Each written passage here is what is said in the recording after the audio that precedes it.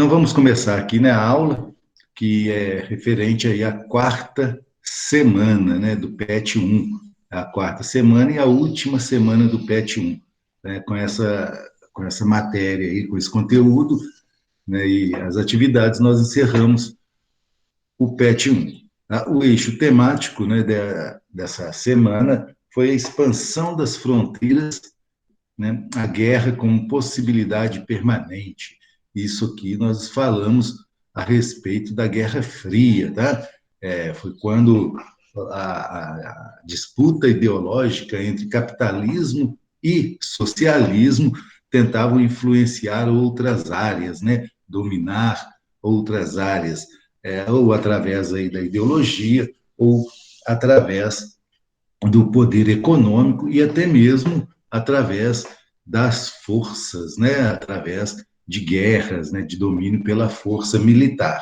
Então, houve aí, né, nesse período pós Segunda Guerra Mundial essa disputa, né, que envolveu os Estados Unidos capitalista e a União Soviética comunista. Então, nosso tema, expansão e guerra. Recapitulando aí, aqui é bem rápido, né, o PET, ele só vai trazer aí alguns conceitos, né, a respeito aí da Guerra Fria. Então, Guerra Fria é um conflito ideológico, político, econômico, cultural entre Estados Unidos e União Soviética, né? A União das Repúblicas Socialistas Soviéticas, tá? É,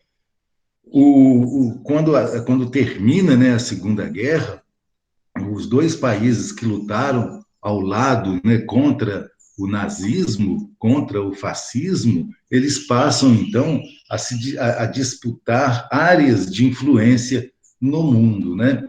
Os Estados Unidos e a União Soviética, que foram ali parceiros, né, na Segunda Guerra Mundial, eles passam a ser inimigos, tá? Os Estados Unidos tentando manter o seu poder sobre as nações da América, da Europa, né, da África, e a União Soviética também expandindo a sua influência, né, na Ásia, na África, tá?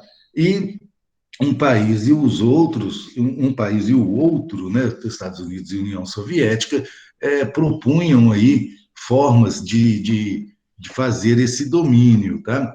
Os Estados Unidos, por exemplo, criou lá o Plano Marshall. O Plano Marshall era a ajuda financeira dos Estados Unidos para a recuperação econômica dos países europeus que haviam entrado em guerra, né? Então, dessa forma, os Estados Unidos ajudava economicamente e mantinha os laços com esses países. A União Soviética, por outro lado, também criou, né, o Comecon, né, também que era ali a união, a ajuda, né, com os países socialistas. E com isso aqueles países iam se unindo, né, à União Soviética. Muitos deles até mesmo se submetiam aos mandos de Moscou. Tá? Moscou passou a ser a capital da União Soviética aí, né? Antes era só Rússia, né? E depois, quando se unem esses países na União Soviética, Moscou passa a ser aí o centro administrativo. Alguns países mantinham, né, uma determinada liberdade, né, com a capital no seu país, mas só que sob influência socialista, influência da União Soviética. Os Estados Unidos, com os países europeus, criaram aí a OTAN, que era um órgão, né, um organismo que existe até hoje, que é de defesa mútua, tá? Se um país era atacado, né, por um outro país, os países capitalistas, né, que formavam a OTAN, eles se uniam em defesa de determinados países. Visto isto, que Estados Unidos e União Soviética nunca se enfrentaram realmente, né? Esses dois países nunca entraram em guerra, até mesmo porque se entrassem em guerra, né, nós talvez não estaríamos aqui falando a respeito da Guerra Fria, né? Talvez o mundo já não existisse devido ao poder, né, de fogo, né, devido às armas tão poderosas que esses países possuíam. Para contrapor a OTAN, a União Soviética também tem lá, né, o Pacto de Varsóvia, né, que também era um pacto de ajuda mútua aí entre os países socialistas. Nesse período aí da Guerra Fria, ocorria muita espionagem, né? Ocorria espionagem a respeito de armas, a respeito de indústria, tudo isso, né, essa disputa causava essa espionagem. Então, os Estados Unidos tinha sua agência, né, de espionagem, a agência de espiões, que era a CIA, né, que até hoje existe, né, nos Estados Unidos, e a União Soviética tinha a KGB, tá? Também que era a agência aí de espiões. A gente já ouviu falar, né, muito de 007, não é isso? Aquele espião, só que ele era inglês, né? Ele era o espião lá da Inglaterra. Então, nesse período aí da Guerra Fria, ocorria muita espionagem, né? A respeito de avanços tecnológicos que os países iam alcançando aí, né, durante o período da Guerra Fria. Ainda existe, né, o mundo hoje ainda existe aí muita espionagem industrial, tá? Esses tempos atrás o Brasil pegou, né, os Estados Unidos tentando espionar aqui a Petrobras brasileira, né, os avanços que a Petrobras alcançava.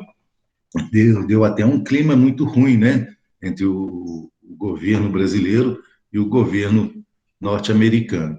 Então existia e ainda existe, né, essa espionagem, mas durante a Guerra Fria essa espionagem era muito maior. Alguns acontecimentos, né, que ocorreram lá durante o período da Guerra Fria, e um dos acontecimentos mais marcantes, né, algo que simboliza essa divisão entre socialismo e capitalismo no mundo, foi a construção do Muro de Berlim, né, que dividiu a Alemanha em duas, né? A Alemanha passou a ser a Alemanha capitalista ocidental, né, que tinha aí, sofria influência norte-americana, e a Alemanha oriental. Tá? Então, durante muitos anos, existiam duas Alemanhas, tá? A Alemanha ocidental e a Alemanha oriental. A oriental que seguia, né, a ideologia comunista. Existia até duas seleções, era tudo dividido, eram dois países diferentes.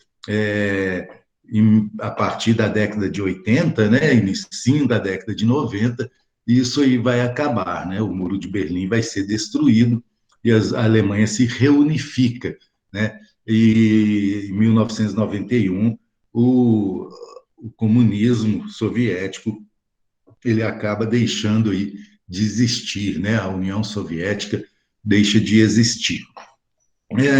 Alguns conflitos, né, que ocorreram durante a Guerra Fria, mas lembrando, né, que os Estados Unidos e a União Soviética apoiavam os países, mas não lutavam, né, diretamente, não teve uma guerra entre Estados Unidos e União Soviética.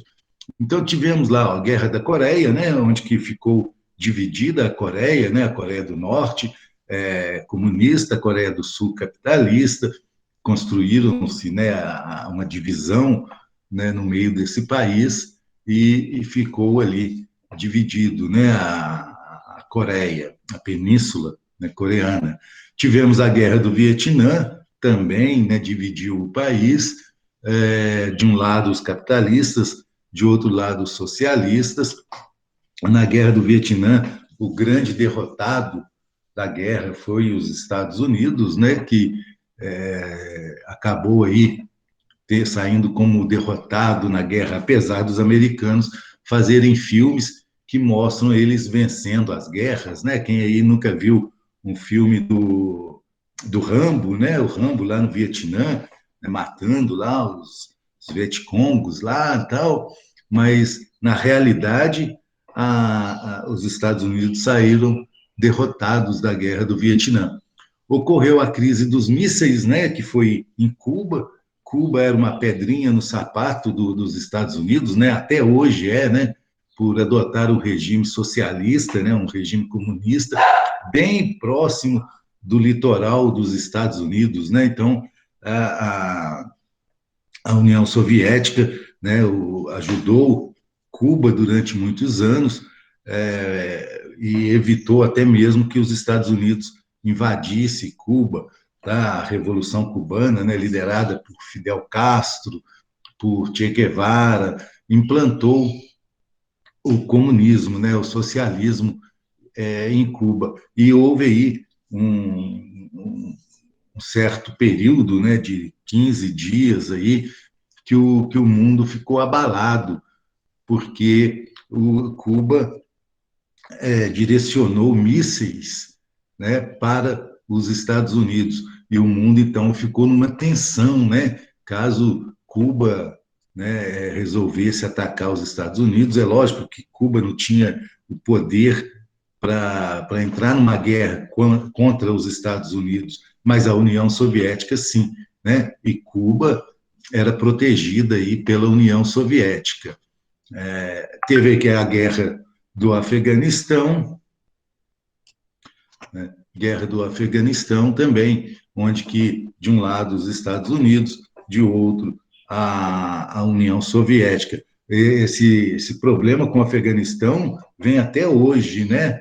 Nessa semana agora, o presidente dos Estados Unidos ele deu uma entrevista falando que vai retirar, né, os soldados americanos que estão no Afeganistão, tá? Que vai deixar o Afeganistão.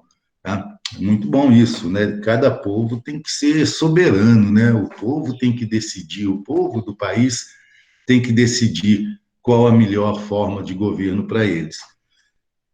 O fim da guerra, né? Da Guerra Fria, vem com a queda do Muro de Berlim, né? Nós já falamos, a reunificação da Alemanha, né? A Alemanha volta a ser uma única Alemanha, né? Um único país, e a desintegração da União Soviética, tá? O que antes era um grande bloco de países, ele acabou deixando de existir e vão surgir aí novos países no leste europeu, tá? E muitas vezes esses países que estão surgindo ali no leste europeu vão entrar em conflito, né, interno, né, por disputa de poder.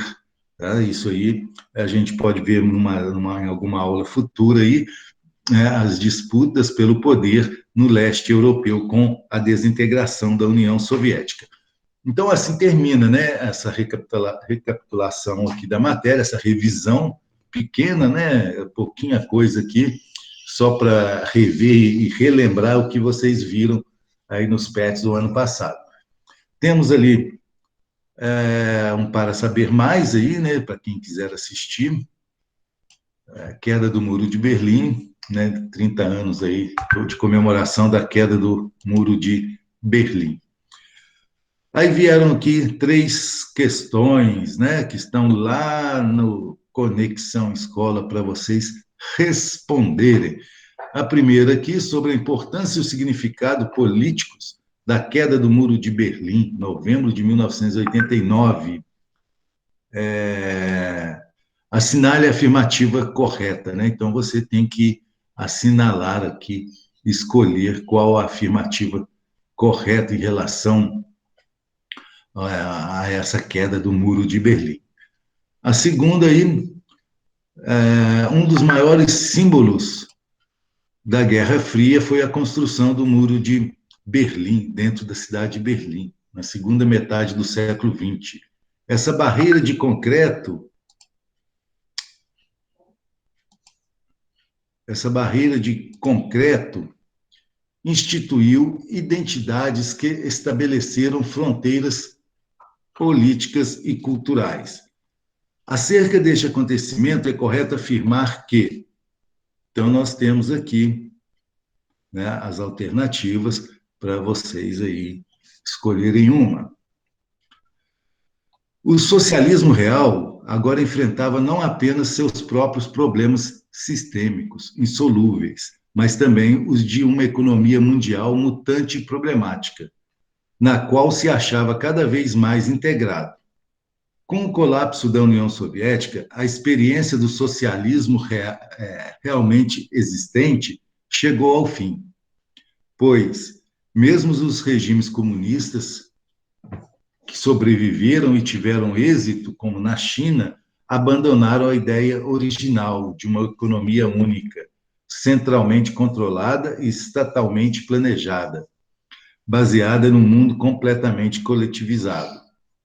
A partir do trecho citado, aponte algumas consequências da queda do Muro de Berlim para as esquerdas no mundo. Tá? Quem falou isso aqui foi Eric Hobsbawm, né? Um livro que chama A Era dos Extremos. Para quem gosta de ler, né? Tem aí vários livros do Eric Hobsbawm que falam a respeito de história. Né? Ele é um inglês, se eu não estiver enganado, né? Que escreve aí sobre história.